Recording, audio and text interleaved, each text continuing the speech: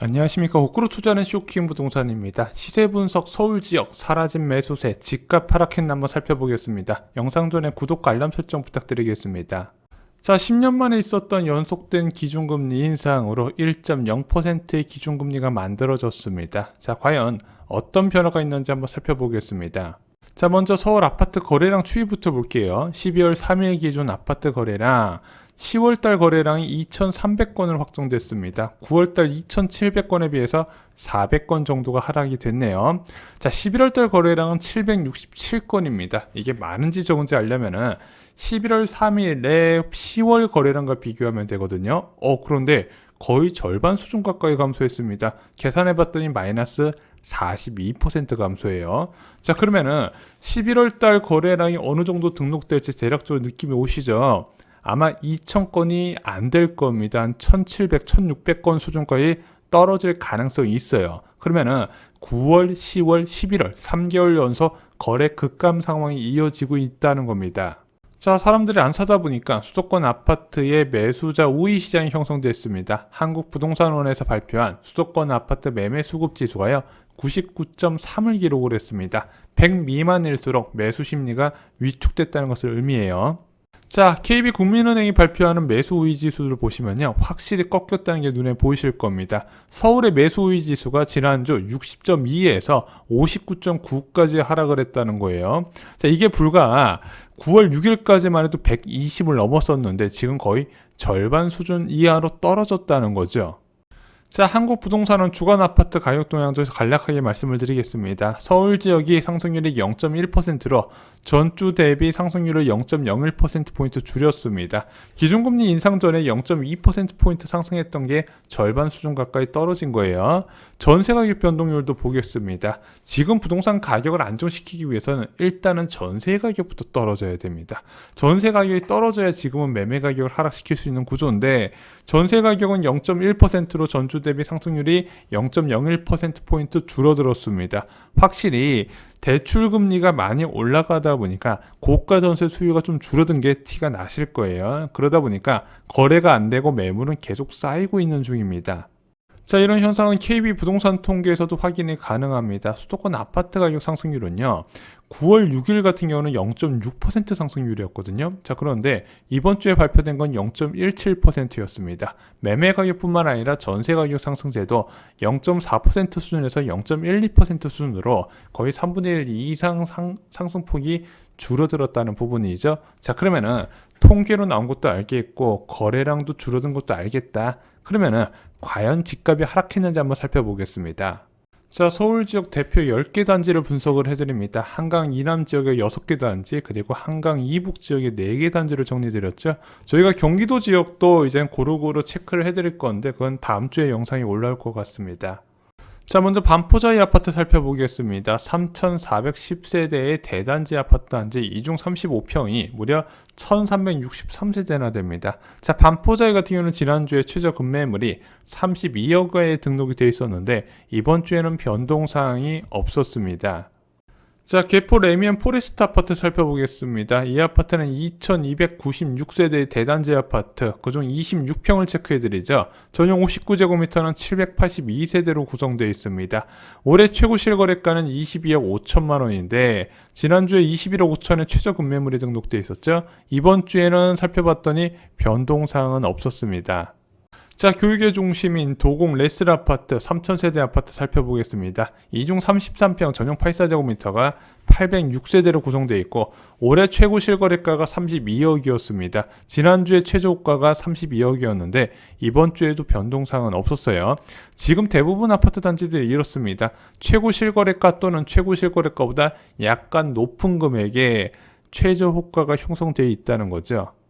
자, 이제 파크리오 아파트 살펴보겠습니다. 무려 6,844세대의 대단지 이중 32평형이 2,282세대로 구성되어 있습니다. 올해 최고 실거래가는 25억 1천까지 찍었어요. 자, 지난주에 24억의 최저 급매물이 있었는데 이번 주에도 변동사항은 없었습니다. 자, 올림픽 선수 기자촌 아파트 살펴보겠습니다. 5,540세대. 아마 여기가 안전진단을 통과하게 된다면 대한민국을 대표하는 재건축 단지가 될 곳입니다. 이 중 저희 34평 1,933세대로 구성된 전용 84 타입 아파트를 저희가 살펴보는데, 지난주에 23억 5천의 최저 급매물이 있었고 이번 주에도 23억 5천으로 일주일 사이에 변화는 없었습니다. 올해 최고 실거래가는 24억 7천만 원이었어요.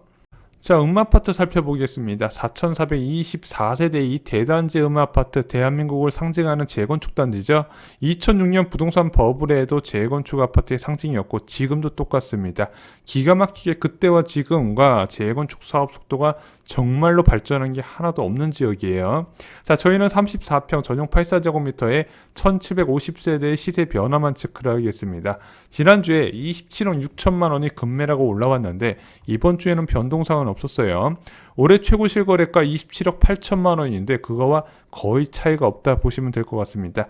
대부분의 아파트 단지가 지금 이래요. 자, 이제 강북권으로 넘어가 보겠습니다. 저희가 4개 단지 체크를 해드리죠. 자, 먼저 동대문 레미안 위브 아파트 살펴보겠습니다. 2652세대의 닥심리역 역세권에 위치한 대단지 아파트죠.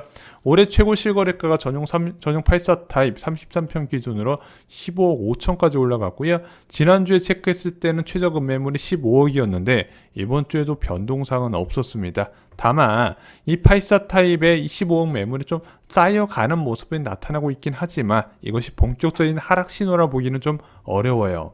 자, DMC 샤쿠부자이 1단지 살펴보겠습니다. 2407세대 이 아파트 전용 84제곱미터 저희가 체크를 해드리는데 최고 실거래가는 15억 4천까지 찍었네요. 근데 지난주에 14억 2천의 급매가 있다 말씀을 드렸습니다. 하지만 그 급매가 이제 팔리지는 않았고 이번 주에도 그대로 등록이 돼 있었습니다. 변동사항은 없었어요.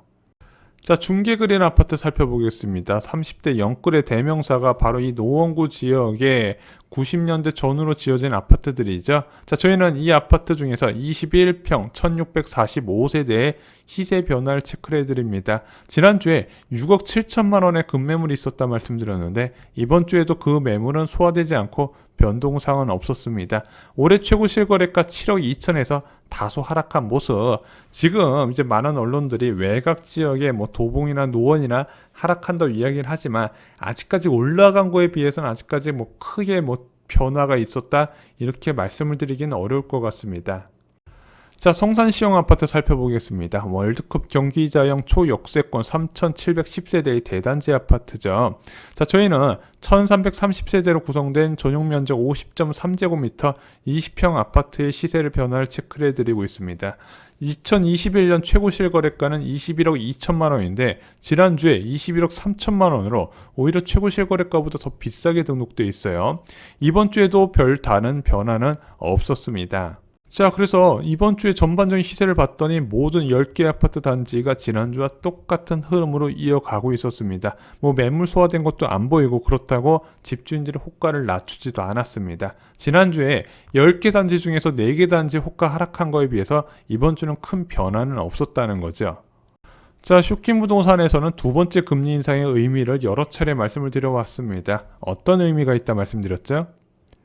상승을 제한할 것이다. 주택가격이 계속해서 올라가고 있는데 이 올라가는 것을 멈추는 역할이 두 번째 금리 인상이 할 거라고 말씀을 드렸습니다. 먼저 아까 말씀드렸던 거래량 감소 부분은요, 대출금리 인상이 크게 영향을 받습니다. 이 대출금리는요, 현재 기준금리보다 앞으로 기준금리 변화 가능성에 더 예민하게 받아들이고 있거든요. 그래서 현재 채권시장이 기준금리를 1.5% 이상 올리는 것을 이미 선반영하고 있고 그것이 대출금리에 녹아 들어가면서 기준금리 상승보다도 더 큰 폭으로 대출금리가 올라간 상황입니다. 이 대출금리는 수요 감소에 영향을 주고 있다는 거죠. 자, 반면에 진정한 하락은 매물이 늘어나야 되는데 이 매물은 대출금리가 아닌 예금금리와 밀접하게 연관이 되어 있습니다. 자, 이번에 기준금리 인상으로 예금금리가 1.4, 1.5% 수준까지 은행권은 올라갔습니다. 하지만 지금 물가 상승률이 3.2, 3.7%까지가 나왔기 때문에